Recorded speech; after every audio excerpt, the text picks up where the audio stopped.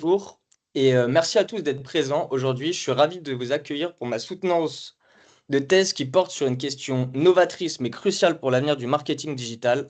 Est-ce que l'avènement des assistants numériques signifie la fin des pratiques d'acquisition de trafic?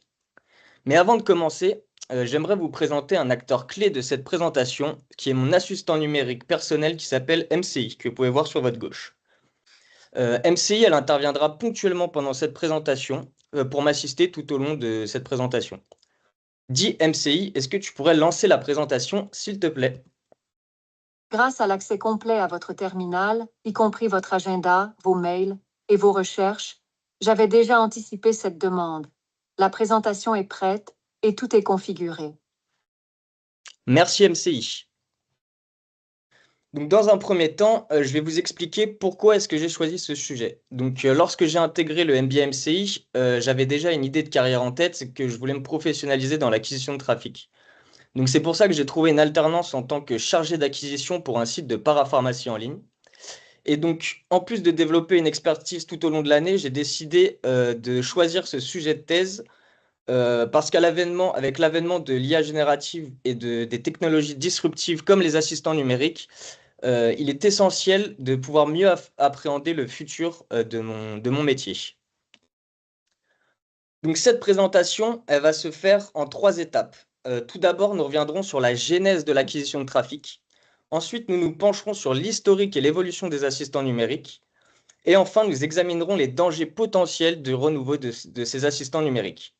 Donc ces différentes parties elles vont nous permettre de pouvoir mieux comprendre les enjeux actuels et futurs de ces technologies. Mais avant de plonger dans la genèse de l'acquisition de trafic, j'aimerais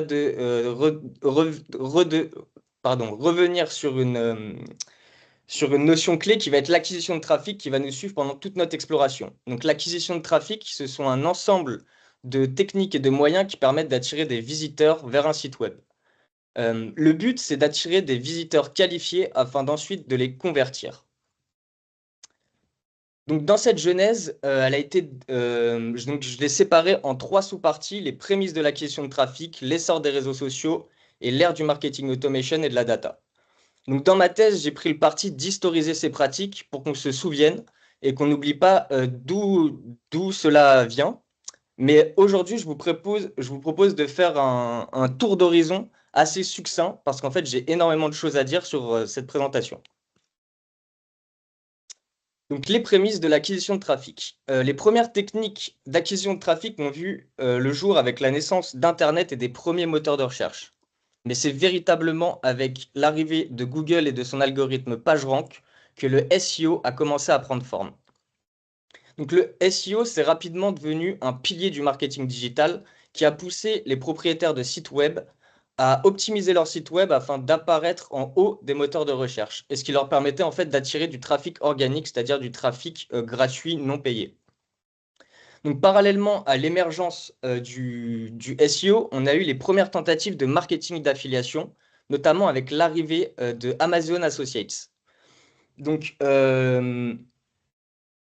l'affiliation, ça consiste en quoi? Tout simplement, ça consiste à rémunérer des tiers pour promouvoir des produits ou des services via des liens spécifiques. C'est-à-dire que lorsqu'on va cliquer sur un lien d'un affilié, il sera rémunéré en fonction. Donc comment ça s'appelle? C'est un mode de rémunération qui est généralement à la performance. Mais c'est aussi à cette époque qu'il y a eu les premières bannières publicitaires qui ont permis de lancer tout un écosystème derrière publicitaire. C'est-à-dire que c'était la première fois qu'il y avait vraiment la monétisation des sites web, c'est-à-dire qu'on allait cliquer sur une bannière, qu'on allait être renvoyé vers une landing page, et qu'en fonction des clics ou des vues, par exemple, de ces bannières, on allait être rémunéré derrière. De plus, c'est à cette période qu'il y a eu les premières tentatives d'email marketing.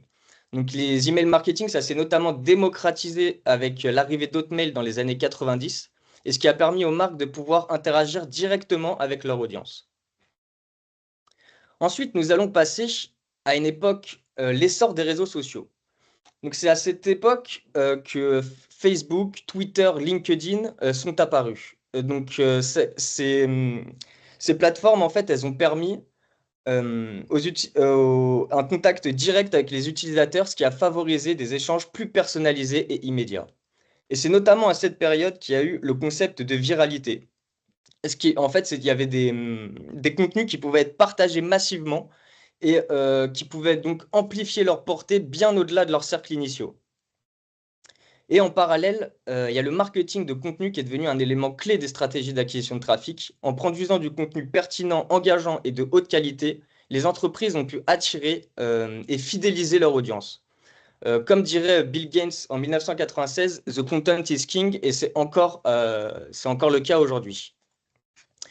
Et enfin, on a parlé du SEO tout à l'heure, mais c'est aussi dans les années 2000 qu'est venue l'émergence du Search Engine Advertising, notamment avec l'arrivée de Google AdWords en 2000, et ce qui a permis en fait la possibilité aux sites de promouvoir leur site web via des annonces payantes ciblées sur des mots-clés spécifiques.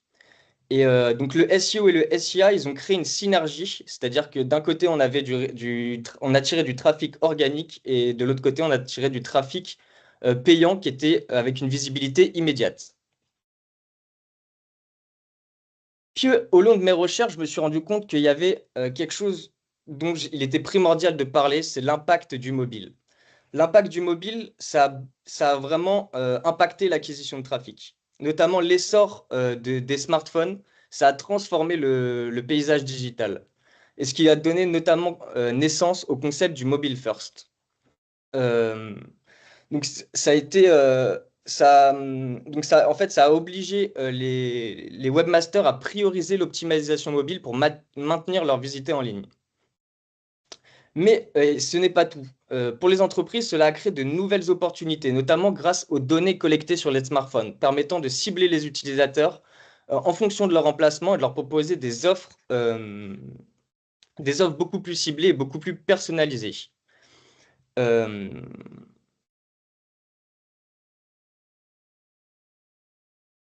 Et ensuite, nous sommes passés à l'ère du marketing automation et de la data. Donc l'automatisation, elle s'est faite notamment pour les outils par exemple, d'email marketing, de réseaux sociaux, etc. Mais ça ne s'est pas limité jusqu'ici. Ça a couvert l'ensemble du parcours client. Par exemple, une entreprise, elle peut envoyer un email de rappel lorsqu'un panier est abandonné sur un site e-commerce, ou ajuster des offres en temps réel en fonction des données comportementales. Notamment grâce à la data, les entreprises ont pu optimiser continuellement leur site web en fonction notamment des pages visitées, des catégories les plus vues, etc., tout en exploitant les opportunités de croissance. Donc cette genèse de l'acquisition, il y a 3 mots que je retiens, c'est l'adaptabilité constante. Les pratiques d'acquisition de trafic, elles se sont toujours adaptées aux innovations technologiques. Elles sont devenues complexes, c'est-à-dire que maintenant c'est une approche multicanale, c'est-à-dire qu'on utilise différents leviers dans notre funnel de conversion. Et enfin, c'est la centralisation de l'utilisateur. C'est-à-dire que l'utilisateur, il est au cœur des stratégies marketing désormais, avec une personnalisation et un engagement accru à chaque étape du parcours. Maintenant que nous avons retracé ces origines de l'acquisition de trafic, il est crucial de comprendre comment l'évolution des assistants numériques s'inscrit dans ce contexte, car c'est en analysant leur développement que nous pourrons véritablement évaluer leur impact sur les pratiques d'acquisition de trafic. Qui sont ces assistants numériques? Chercherais-tu à me remplacer? Donc, comme vous pouvez le voir, MCI est un assistant qui est très attaché à moi, et du coup, je crois qu'il est un peu jaloux. Donc, avant de commencer cette partie, durant mes recherches, je me suis rendu compte qu'il y avait beaucoup de gens il y avait énormément de gens qui confondaient les chatbots et les assistants numériques. Donc les chatbots, qu'est-ce que c'est? Les chatbots, on les trouve notamment sur des sites web, ils répondent à des questions simples, ils fournissent des informations et ils guident les utilisateurs, notamment dans leur démarche.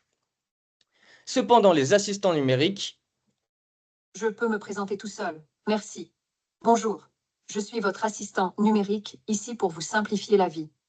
Je m'intègre à tous vos appareils, smartphones, ordinateurs, objets connectés, et je suis capable de comprendre le contexte dans lequel vous me sollicitez en accédant aux ressources de votre terminal. Cela me permet de vous assister de manière personnalisée et efficace. Je peux envoyer des messages, passer des appels, gérer vos applications, et même faire des achats pour vous. Par exemple, si un anniversaire approche, je peux vous rappeler d'acheter un cadeau, voire même le commander directement à votre place. Je suis là pour vous aider au quotidien. N'hésitez pas à me solliciter. Donc, merci MCI pour cette présentation. Comme on dit, il n'y a pas de meilleure présentation que celle qu'on fait soi-même. Donc, pour revenir à l'historique et l'évolution des assistants numériques, il est crucial de comprendre qu'il y a plus de 60 ans de recherche et développement pour arriver à des assistants numériques comme Microsoft Copilot, Gemini, Siri et le futur Alexa. En effet, les agents conversationnels, donc chatbot en français, ont franchi différentes étapes de maturité au fil des décennies. Donc, commençons avec les chatbots utilisant des arbres de décision. Donc, notamment Elisa, qui a été créé en 1966, qui a été le premier chatbot programmé pour mimer des échanges avec un psychothérapeute.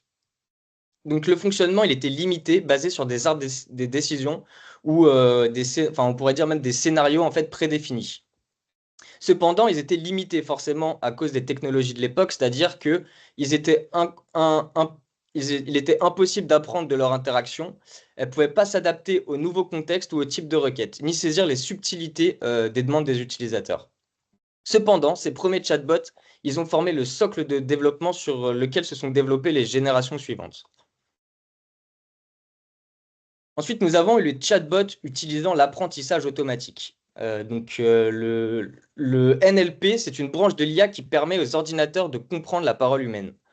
Dans les années 1990 et dans le début des années 2000, il y en a eu deux principalement, donc Jabberwocky et Alice. Donc eux, ils intégraient des techniques d'apprentissage automatique qui leur permettaient des interactions forcément plus naturelles et donc plus personnalisées.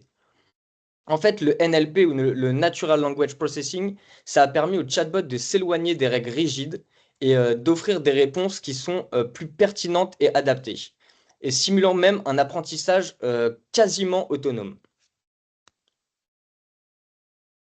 Puis ensuite, nous avons eu les chatbots utilisant le deep learning. Donc le pionnier là-dedans, ça va être Watson d'IBM, qui a été un pionnier dans l'utilisation des capacités avancées du traitement du langage grâce au deep learning, qui est une technologie principale du machine learning.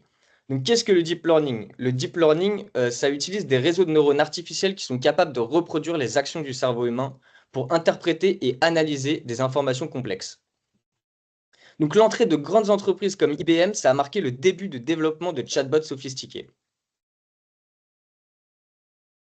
Puis enfin, nous avons eu les premiers assistants numériques avec une interface vocale. Donc notamment en 2011 avec la sortie de Siri, en 2014 avec Alexa, puis en 2016 avec Google Assistant. Ces premiers assistants numériques étaient vraiment révolutionnaires pour l'époque, c'est-à-dire que c'était la première fois qu'on a commencé à parler à notre smartphone, notamment avec Siri, Alexa, qui lui était avec l'enceinte connectée Echo.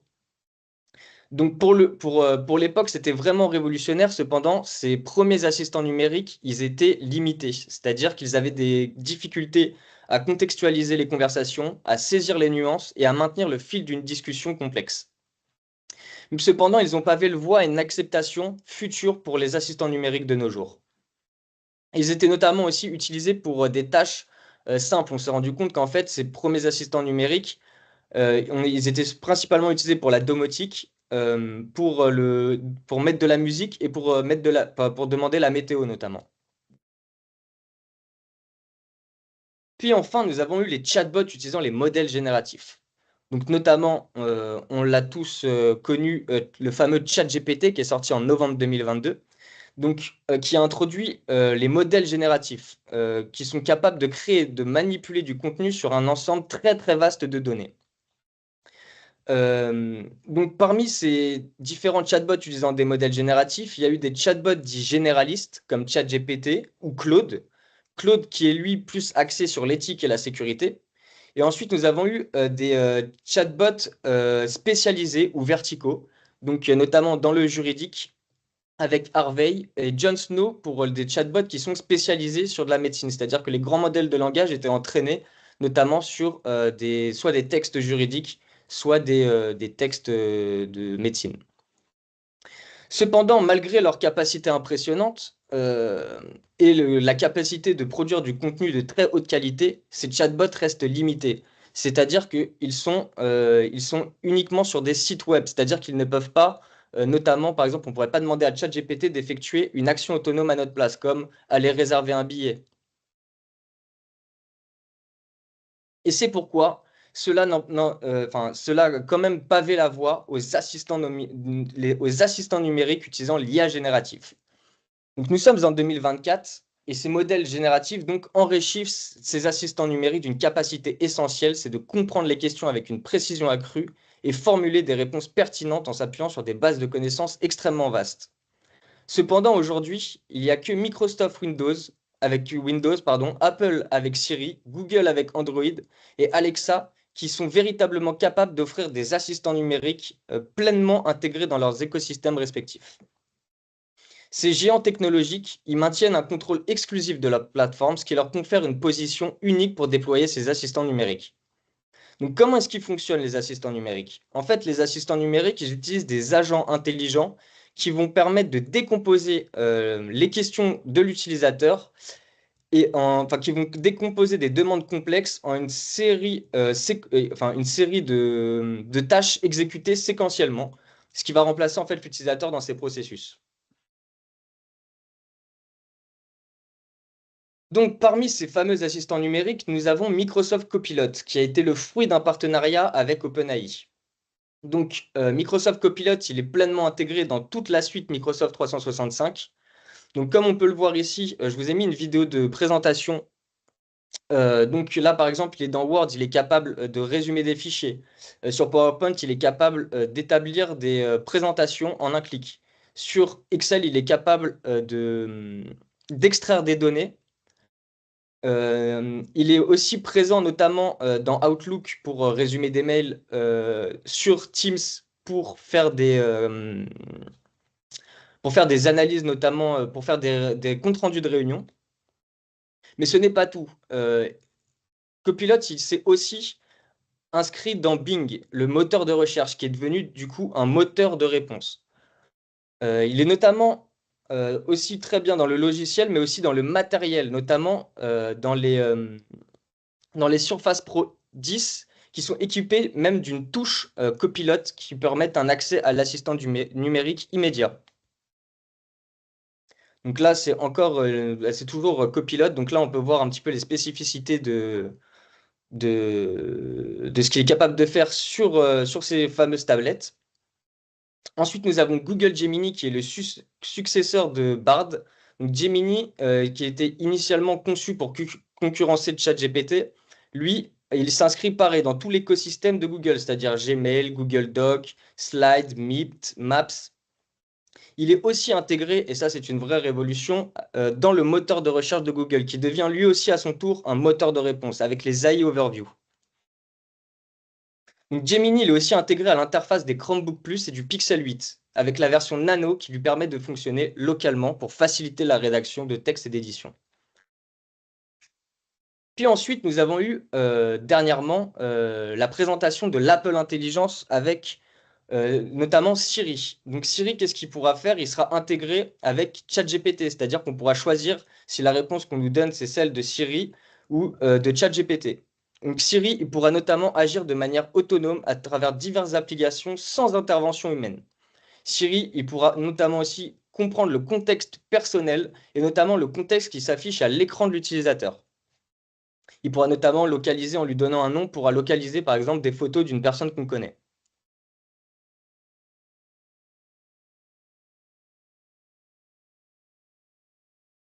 Puis dernièrement, nous avons entendu parler du futur Alexa.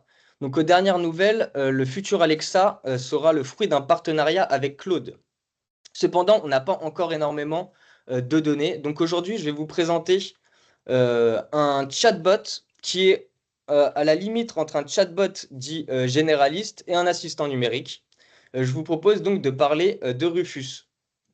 Donc Rufus, euh, c'est un assistant d'achat qui va permettre en fait la recommandation de produits personnalisés en fonction de l'historique et des préférences de l'utilisateur. Et en fait, ça fait exactement un intermédiaire entre un assistant numérique et un chatbot. Mais la conclusion de tout ça, de ces assistants numériques, c'est que désormais, ils ont une précision et une intuitivité extrêmement importante. C'est-à-dire qu'ils possèdent une reconnaissance à près de 90%, qui leur permettent une interaction forcément très fluide et incroyablement intuitive. Donc là, comme vous pouvez le voir à l'écran, c'était Rufus. Donc c'est un exemple de ce dont il est capable de faire. Et notamment les progrès liés au modèle génératif soutenus par des architectures telles que les transformers, ça renforce la capacité de ces assistants numériques à comprendre et à générer du langage naturel. Donc en fait, on se dit que ça y est, enfin on y est. Des assistants numériques, les premiers assistants numériques qu'on a connus comme Siri, Google Assistant et Alexa, ils étaient limités à l'époque. Aujourd'hui, avec les modèles génératifs, on se dit qu'en fait, on va avoir enfin des assistants numériques qui vont pouvoir réaliser les tâches euh, dont ils ont pu être créés. Mais maintenant, il est important, ces nouveaux assistants numériques, ils vont entraîner forcément, ils vont forcément entraîner des dangers, notamment pour l'acquisition de trafic. Donc, la dernière décennie, on a vu une transformation majeure de l'acquisition de trafic, comme on l'a vu tout à l'heure, avec l'arrivée du mobile et notamment des applications mobiles, où en fait une grande partie du trafic s'est déplacée. Avant, il était uniquement sur desktop, maintenant il est sur des applications mobiles. Aujourd'hui, avec l'essor de ces nouveaux assistants numériques, on se dit qu'en fait, on est à une période similaire d'il y a 10 ans. C'est-à-dire que ces assistants numériques sont la future évolution en fait, des smartphones. Il est possible même que nous soyons à la fin du web tel que nous le connaissons, remplacés par des interactions directes et intégrées grâce à ces assistants numériques. Donc cette phase de désintermédiation, entre guillemets, elle a été déjà amorcée à l'époque par les applications et les plateformes d'achat direct, donc les places de marché. Et cela pourrait donc s'accentuer avec l'arrivée des assistants numériques. Donc dans cette partie, ce qu'il est important de savoir, c'est qu'on n'a pas encore de data. Donc j'ai pris le parti d'extrapoler certaines tendances et donc je vais vous les présenter. Donc du SEO vers le GEO. Donc qu'est-ce que c'est le GEO? L'introduction de Google AI Overview et de Microsoft Bing Copilot, ça a marqué un tournant avec notamment l'apparition du Generative Engine Optimization. En fait, ces moteurs de recherche génératifs, il y a Gartner qui a prévu une baisse avec l'arrivée de l'IA générative dans les moteurs de recherche. Gartner a prévu une baisse de 26% du trafic organique d'ici 2026. Donc le GEO, il a été développé pour répondre aux défis posés par ces nouveaux moteurs, en créant du contenu optimisé pour être compris et utilisé efficacement par les modèles de langage. Cette évolution, qui exacerbe les défis de la position zéro qu'on connaît actuellement et des snippets, a déjà conduit 55% des sites à observer une baisse de trafic en 2024. Une tendance qui pourrait donc désavantager les petites entreprises et s'amplifier avec l'utilisation des moteurs génératifs. Et donc, en fait, le GEO s'est apparu par une étude de 2023 menée par Princeton, Georgia Tech et l'Allen Institute qui ont identifié 3 stratégies clés pour le GEO: la citation de source, l'ajout de citation directe et l'incorporation de statistiques. Cependant, malgré l'engouement pour la recherche générative, il y a une enquête de février 2024 qui révèle que bien que 44% qui s'effectue aux États-Unis, que bien que 44% des Américains connaissent cette technologie, 56% ne l'ont jamais utilisée et seulement 10% lui font pleinement confiance. Ce qui souligne en fait le fait qu'il faudra toujours améliorer la transparence et de maintenir un contrôle humain pour renforcer la confiance auprès des utilisateurs.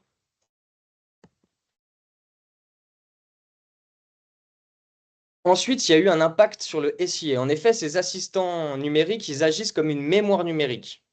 Et en fait, ça pourrait transformer la manière dont nous utilisons les mots-clés. Par exemple, un client qui se rend à la FNAC, qui voit un ordinateur ou qui discute avec un vendeur d'un ordinateur qui lui plaît, en ayant son assistant numérique sur lui, qui est capable d'écouter toutes ces conversations, etc., on pourrait rentrer chez nous et demander à notre assistant numérique de nous retrouver l'ordinateur en question. C'est-à-dire qu'il n'y aurait plus forcément d'utilisation des mots-clés. C'est cette vraiment capacité à se souvenir et à contextualiser les actions montre à quel point la recherche et l'interaction et avec la publicité vont évoluer. Cependant, dernièrement, il y a comment s'appelle Microsoft Copilot qui a signalé une augmentation de 8 fois les clics sur les annonces Bing Copilot par rapport aux annonces traditionnelles. Ce qui montre que l'IA peut rendre les publicités plus pertinentes et donc ne pas forcément donner, que ce soit pas forcément la fin des mots-clés tels que nous les connaissons.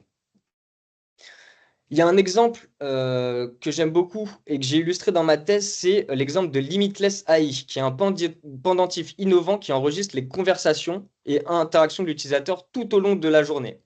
Donc ce dispositif, il utilise l'intelligence artificielle pour mémoriser et contextualiser, et ce qui permet en fait à l'utilisateur de pouvoir se rappeler. Tout est fait dans le cloud, et en fait on pourrait imaginer coupler ce pendentif avec notre assistant numérique, et en fait cela représente bien la mémoire numérique des assistants pour transformer la publicité en ligne. Ensuite, il y a un impact sur l'affiliation, mais c'est surtout pour les petits affiliés. Les petits affiliés, ils étaient déjà, comment dire, ils étaient déjà, ils avaient déjà des gros problèmes avec les fermes à contenu. Et maintenant, avec l'intégration de ces assistants numériques, les recommandations de produits pourraient devenir encore plus personnalisées et directement accessibles aux utilisateurs, ce qui pourrait donc réduire la dépendance des consommateurs aux sites de niche et d'ultra niche. Donc pour les grosses entreprises, pour entre guillemets les fermes à contenu qui ont les moyens, ce ne sera pas un problème pour eux. Par contre, pour ceux qui sont spécialisés et qui n'ont pas forcément les moyens, cela pourrait être très problématique pour eux. Cependant, j'ai émis une recommandation, c'est que les affiliés devraient se concentrer sur des contenus de haute qualité et ultra spécialisés, reconnus par les algorithmes des modèles de langage, comme fiables et pertinents afin de pouvoir être mis en valeur. Ensuite, du growth hacking au model hacking. Donc, le growth hacking, déjà, qu'est-ce que c'est? C'est une approche marketing qui est axée sur l'expérimentation rapide à travers différentes stratégies. Donc, l'essor des assistants numériques qui exploitent les données personnelles détaillées, comportements, préférences historiques, ça remet en question ces pratiques de growth hacking. Donc, le model hacking, ça émergerait comme une nouvelle approche où des contenus seraient créés pour manipuler les algorithmes des assistants. L'objectif serait de provoquer des réponses spécifiques soit pour promouvoir des marques ou des produits, soit pour détourner les utilisateurs de la concurrence. Cependant, ce modèle hacking, on est en train aussi de se rendre compte que on évolue vers vers des méthodes subtiles et qui sont à la limite de l'éthique et de la sécurité. Donc les acteurs du marketing doivent s'adapter à ces nouvelles techniques et faire très attention parce que là, on frôle vraiment avec l'illégal.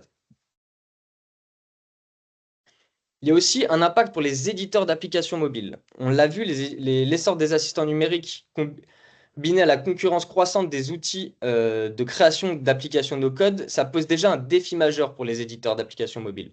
Et cela pourrait s'amplifier avec notamment les assistants numériques. Par exemple, on l'a vu avec notamment Claude 3,5 Sonnet et sa fonction Artifact qui permet de générer des applications à la volée. Donc, pour cela, j'ai émis une recommandation, ce serait notamment, par exemple, il y a un exemple précurseur qui pourrait, euh, qui pourrait, euh, qui pourrait permettre aux éditeurs d'applications mobiles, c'est le T-Phone mobile présenté au MWC 2024. C'est un smartphone qui fonctionne sans application traditionnelle, qui repose entièrement sur une IA basée dans le cloud. En fait, il agit comme un concierge virtuel.